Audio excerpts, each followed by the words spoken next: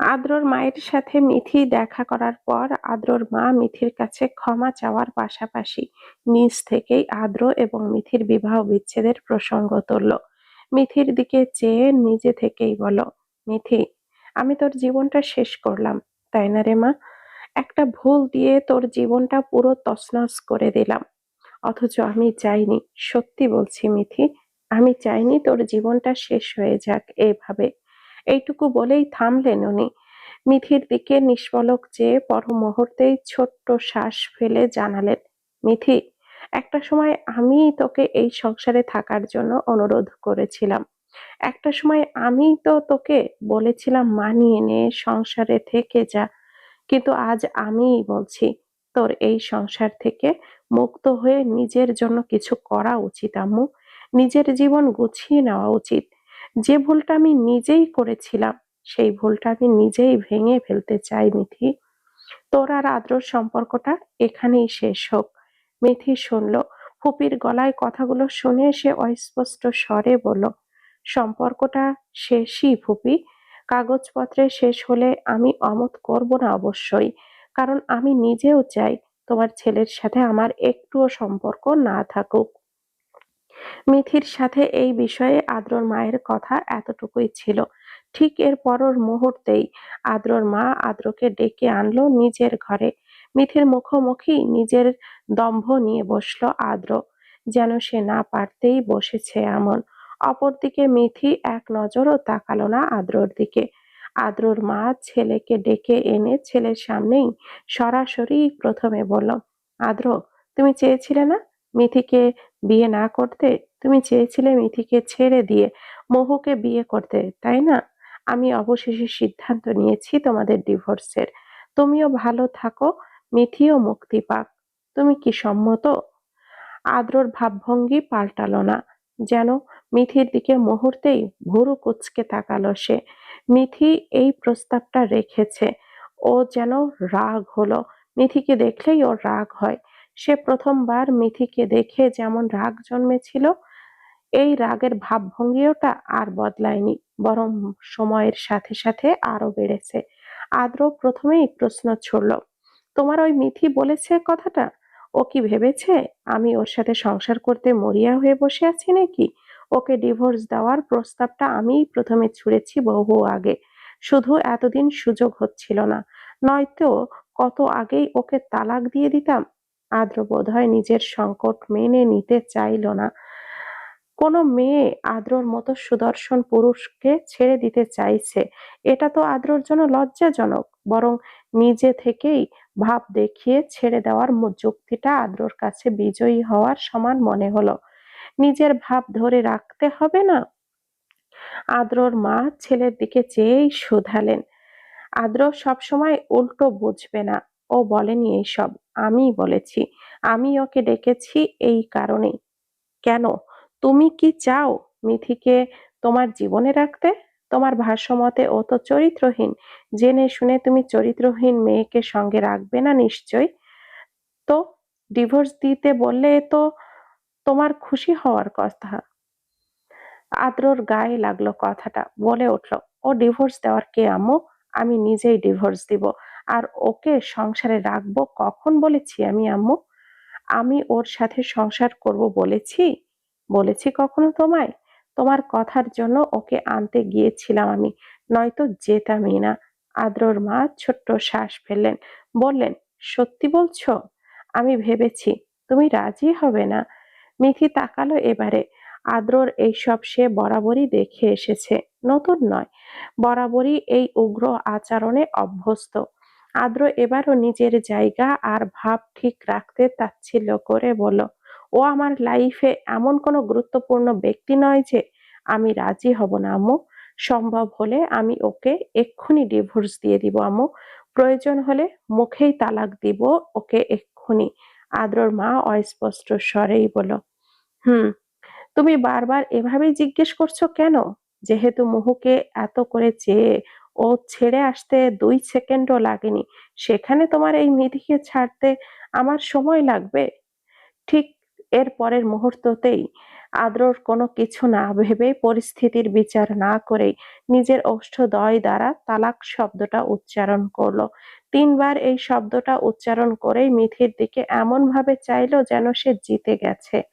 মিথির দিকে প্রত্যাখ্যান পাওয়ার আগেই সে প্রত্যাখ্যান ছুড়ে দিতে পেরেছে, এই দম্ভে তার বোধহয় পৈশাচিক আনন্দ হলো।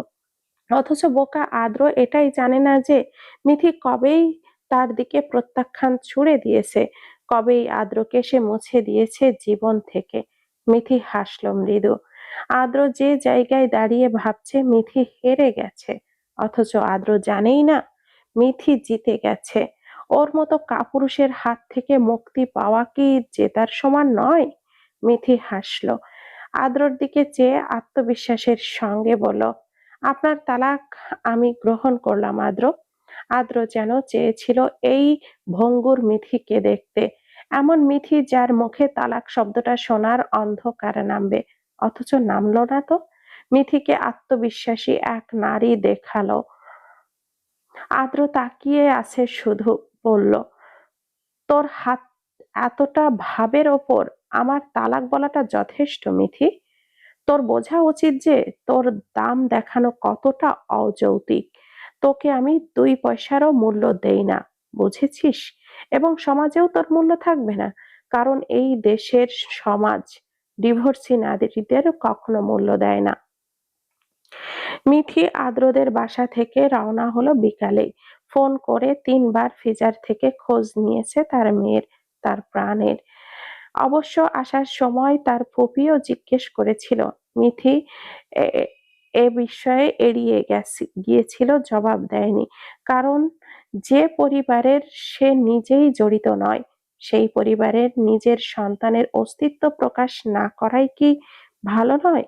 মিথি ফেরার পথে লোকাল বাসে উঠল। জায়গা হলো না, যার দরুন দাঁড়িয়েই যেতে হলো তাকে। মাঝ রাস্তায় বসে আরো কয়েকজন ওঠাতেই বাসে ভিড় একটু বেশি হলো। মিথির পেছনে কোনো এক পুরুষের গা ঘেঁষে দাঁড়ানো দেখে মিথি মুহূর্তেই 2 পা পিছিয়ে দাঁড়ালো। ভুরু কুঁচকে তাকিয়ে ফের আবারও ভদ্রলোকের গা ঘেঁষে দাঁড়ানো দেখে বিরক্ত হলো। ভদ্রলোকের উদ্দেশ্যে ভালো মনে হলো না। আর মুহূর্তে কপাল কুঁচকে প্রশ্ন ছুড়ল, কি সমস্যা ভাই? দূরত্ব বজায় রেখে দাঁড়াতে পারছেন না? ওইদিকে তো জায়গা আছে। লোকটা মুহূর্তেই সরে দাঁড়ালো, মুখভঙ্গি চুপসে এলো যেন। মিথি এবার ভালোভাবে দাঁড়িয়ে সামনে তাকাতেই বাস থামলো। হুট করে দেখা গেল আইমান আর হিমেলকে উঠতে। দুজনেই সামনের দিকে দাঁড়িয়েছে এবং দুজনের দৃষ্টি আচমকা তার দিকে ফিরল। হুট করে দৃষ্টি মিলতেই মিথি নজর সরালো দ্রুত। হিমেল ছোট শ্বাস ফেলল, মনে মনে বলল, যদি আমার হতি তুই, যদি আমার অধিকার থাকতো তোর ওপর, কোনোভাবেই এতটা কষ্ট পোহাতে দিতাম না মিথি ফুল। আগলে রাখতাম সর্বক্ষণ। এই লোকাল বাসের ভিড়েও তোকে আগলে নিতাম। অতঃপর মিথির নির্দিষ্ট গন্তব্যে গাড়ি পৌঁছাতেই অল্প কয়েক যাত্রী নেমে গেল, আইমানও নেমে গেল। অতঃপর মিথি নামার পরেই হিমেল নামলো। নামার পরপরই পেছন থেকে শুধালো, এভাবে লোকাল বাসের ভিড়ের মধ্যে না উঠলেই তো হয়, পরের বাসের জন্য অপেক্ষা করা যেত না? মিথি ফিরল, কথাটা তাকেই বলেছে বুঝে উঠে বলল, বাসায় মেয়ে রেখে গিয়ে অন্য বাসের জন্য অপেক্ষা করার মতো সময় আমার হাতে ছিল না হিমেল ভাই। হিমেল বুকটা টান টান করে দাঁড়ালো, মিথির মুখের দিকে চাইলো এবার।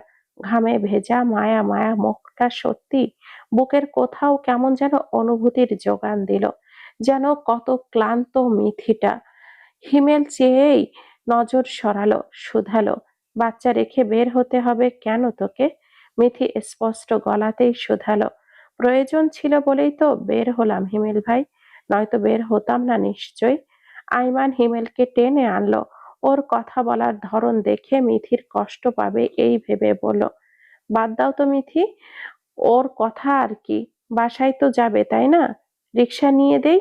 মিথি হাসলো, হেসে বলল, লাগবে না ভাইয়া, নিয়ে নিব। তারপর মিথি ওখানে দাঁড়ালো, পাশাপাশি আইমানও দাঁড়ালো রিক্সায় উঠিয়ে দিবে বলে। হিমেল কিছুটা এগিয়ে গেল হেঁটে। একটা খালি রিক্সা আসতে দেখে ইশারায় করলে ডেকে উঠা বলল, মামা, ওই যে পেছনে। দাঁড়িয়ে আছে, মেয়েটারে নিয়ে যান। অতঃপর রিকশা এগোলো। মিথি ডাকার আগেই গিয়ে থামলো। আইমানও বলল, মামা যাবেন? লোকটা হ্যাঁ উত্তর দিতেই ফের বলল, উঠে পড়ো, দেরি হবে তো না হয়। মিঠি উঠতে নিয়ে বলল, আচ্ছা। অতঃপর বাসায় পৌঁছালো মিথি। তারপর বাসায় পৌঁছে প্রথমেই ফ্রেশ হয়ে মেয়েকে কোলে নিল সে। প্রায় 2.5 ঘন্টা মেয়েকে ছাড়া থেকেছে। এতটা সময় মেয়েকে ছাড়া থাকতে তার মেয়ের প্রতি আহ্লাদ জন্মায়। মুখ এগিয়ে চুমু দিল ও মেয়ের কপালে গালে। তারপর একটু খেয়াল করতেই দেখা গেল মেয়ের কাঁথাটা ভিজে আছে। হয়তো ফিজা আপু আর খেয়াল করেনি। মিথি ছোট্ট শ্বাস ফেলে কাঁথাটা পাল্টালো। মেয়েকে কোলে নিয়ে সময় নিয়ে খাওয়ালো। অতঃপর উঠে ফিজাকে জিজ্ঞেস করলো, ও জ্বালিয়েছে তাই না আপু? ফিজা তাকালো, বলল, আরে না, ও তো ঘুমিয়েই ছিল। মাঝে শুধু 2বার একটু ফ্যাঁ করেছিল। দিনের বেলা তো একদম লক্ষ্মী বাচ্চাও, শুধু রাত হলেই কান্না করে। মিতি হাসলো। অতঃপর পা বাড়িয়ে ওয়াশরুমে গিয়ে মেয়ের ময়লা করা কাঁথা কাপড় সব ডিটারজেন্ট দিয়ে ভেজালো। একটু পর সব ধুতে হবে। এখন রোদ নেই, শুকোতে দিতে হবে ব্যালকনিতে। যদিও কাল রোদেই দিবে। মিথি ওইসব ভিজিয়ে মিনিট কয়েক বসে থেকে আবার রান্না করতে যেতে হলো। কারণ ফিজা ভালো রান্না করতে পারে না। এখন হিয়াও নেই, রিধিও চলে যাবে এখন বাসাতেই গিয়েছে, যার কারণে রান্নার দায়িত্বটা মিথির ওপরেই বেশিরভাগ সময়ই থাকে। মিথি রান্না করলো, তারপর মেয়ের কাঁথা কাপড় ধুতে গেল, তারপর ওইসব আবার ব্যালকনিতে শুকোতে দিল। এর ঠিক 2 দিন পরই মিথিকে ডিভোর্সের একটা লিখিত নোটিশ পাঠানো হলো আদ্রর হয়ে। মৌখিক তালাকের পর বিবাহ বিচ্ছেদের লিখিত নোটিশ, যেটা পাঠানো 3 মাসের মধ্যে সমঝোতা না হলে বিবাহ বিচ্ছেদ বা তালাক কার্যকর হবে। মিথি পেল নোটিশটা সকালেই। অতঃপর ড্রয়ারের কোণে রেখে দিল। আর ঠিক বিকালের সময় আদ্রর মা কল দিল, জিজ্ঞেস করলো, তোর কাছে একটা নোটিশ গিয়েছে আম্মু? মিথি হ্যাঁ জানালো। মিনিট কয়েক হওয়ার পরই যখন কথা শেষের পথে, ঠিক তখনই একটা মেয়ে কেঁদে উঠল আওয়াজ তুলে। মিথি তৎক্ষণাৎই বলল, ফুপি এখন রাখি, আমি পরে কথা বলবো। আদ্রর মা কান্নার আওয়াজ শুনলো ওপাশ থেকেই। মিথি রেখে দিতে চাইলে উনি দ্রুতই শুধালো, কে কাঁদলো মিথি? বাচ্চার কান্না? কে কাঁদলো? এই মিথি। মিথি উত্তর দিতে পারল না, ফোনটা রেখে দিল। আর অপর পাশে আদ্রর মা ফ্যালফ্যাল করে চেয়ে শুধালো। আদ্র সেই দিন সে কথাটাকে বললেও আমি মনে প্রাণে বিশ্বাস করি যে তুই এই কাজটা করিসনি মিথি। নিশ্চয়ই আছে সে। মিথি, মেয়ের 1.5 মাস বয়স এখন, টিকা দিতে হবে। মা হিসাবে একদম অনভিজ্ঞ মিথি আজ প্রথমবারের মতো মেয়েকে টিকা দেওয়াতে নিয়ে যাবে। রিধি তো চলেই গেছে, ভেবেছিল ফিজা থাকবে, কিন্তু ফিজারও ক্লাস আছে বলল একটু আগে। মিথি ঠিকানা জানে, একা যেতে পারবে অবশ্যই, কিন্তু একটু নড়বড়ে লাগছেন, কারণ মেয়েকে নিয়ে প্রথমবার যাবে। তার উপরে সুই ফোটানো, সাথে সাথেই কান্না জুড়ে দিবে। আর তার মেয়েটা, তবুও মেয়েকে নিয়ে একাই বের হলো ও। ভালো করে তোয়ালে জড়িয়ে কোলে নিয়ে নিচে নামতে নামতে দেখা হলো বাসার সেই আন্টির সাথে। মেয়েকে দেখেই প্রথমে শুধালেন উনি, মেয়ে তো তোমার মতোই হয়েছে, কিন্তু গায়ের রংটা তো তোমার নয়, ওর বাবার মতো নাকি গায়ের রং? মিথি উত্তর কি দিবে বুঝলো না, তবে ইতস্থ করে জানালো, হ্যাঁ। অতঃপর নামলো, রিকশার জন্য দাঁড়ালো। হিমেল ঠিক একটু দূরত্বেই দাঁড়ানো আছে। খুব তাড়া ছিল, একটা জায়গায় যেতে হবে খুব দরকারে। রিকশা পাওয়া মাত্রই উঠে বসতে দেখতেই পেল মিথিকে। একা ওভাবে বাচ্চাকে কোলে নিয়ে দাঁড়িয়ে থাকতে দেখে হিমেল ভুরু কুঁচকালো। রিকশাওয়ালা মামাকে দ্রুতই বলল, দাঁড়ান মামা। অতঃপর ফের মিথির সামনে গিয়ে দাঁড়াতেই বলল, ওখানে রিকশা থামতেই হিমেল জিজ্ঞেস করলো, এভাবে দাঁড়িয়ে আছিস কেন? কোথাও যাবি? মিথি শুধু উত্তর করলো, হ্যাঁ যাব। একা একা ওকে নিয়ে কোথায় যাবি? একা কোথায়, ও আছে তো। হিমেল কপাল কুঁচকে তাকালো, বলল, ও আছে সেটা তো আমিও দেখছি না। নাকি আমার চোখ অন্ধ মিথি? মিথি এবার ছোট্ট শ্বাস ফেললো, বলল, ওকে টিকা দিতে হবে তাই? হিমেল ভুরু কুঁচকে তাকালো। এই মেয়েকে দেখলে রাগও হয়। ছোট্ট বাচ্চা নিয়ে ও একা একা চলে যাচ্ছে। বলল, তো একা কেন যেতে হবে? কাউকে নিয়ে যাওয়া যেত না? সবাই আমার জন্য ফ্রি বসে থাকবে না হিমেল ভাই? তাছাড়া তাদের সাথে এ যাবৎ অনেক সাহায্য পেয়েছি আমি। হিমেল এবারে আর কোনো কথা বলল না, গম্ভীর স্বরে বলল, ওকে আমার কোলে দে। মিথি তাকালো কেমন করে। হিমেল বলল, নিয়ে চলে যাব না আমি ওকে? এমন ভাবে তাকাচ্ছিস যেন কোলে নিয়ে চলে যাব, নাকি কোলে নেওয়াও যাবে না? মিথি ফ্যাল করে তাকালো। পর মুহূর্তেই হিমেলের হাতে এগিয়ে দিল। হিমেল একদম অভিজ্ঞের ন্যায় কোলে নিয়ে বসলো। অতঃপর বাচ্চা মেয়েটার গালে মুখশ্রীর দিকে তাকিয়ে আচমকা হেসে ফেললো। মনে মনে বলল, মিথি ফুল। এমন একটা বাচ্চা মিথি ফুলের স্বপ্ন বোধহয় আমিও বুনেছিলাম। এই ছোট্ট মিথি ফুলটাও কি তোর মতো বোকা হবে রে? অতঃপর মনে মনে একটুকু বলেই নিজের দিকে চেপে বসে পাশে জায়গাটা খালি করে মিথিকে শুধালো, উঠে পড় মিথি। মিথি দ্রুতই শুধালো, না, ওকে দিন, আমি একা যেতে পারবো। হিমেল গম্ভীর গলায় জানালো, তোকে উঠতে বললাম তো, খারাপ উদ্দেশ্য নেই আমার। মিথিকে তবু চুপ থাকতে দেখে হিমেল আবারও শুধালো, একই রিকশায় যেতে অসুবিধা হবে তোর? কিন্তু আমি তোর জন্য যথেষ্ট জায়গা রেখেছি। নাকি আমাকে তোর খারাপ মানুষ মনে হচ্ছে? মিথি ছোট্ট শ্বাস ফেলে এবারে বলে উঠল, যতটুকু নিজের দিকে চেপে বসা যায় বসলো দূরত্ব রেখে। অতঃপর মেয়েকে কোলে নিতে চাইলো। হিমেল না দিয়েই ওভাবে কোলে রাখলো। বলল, থাক আমার কাছে, তুই বস।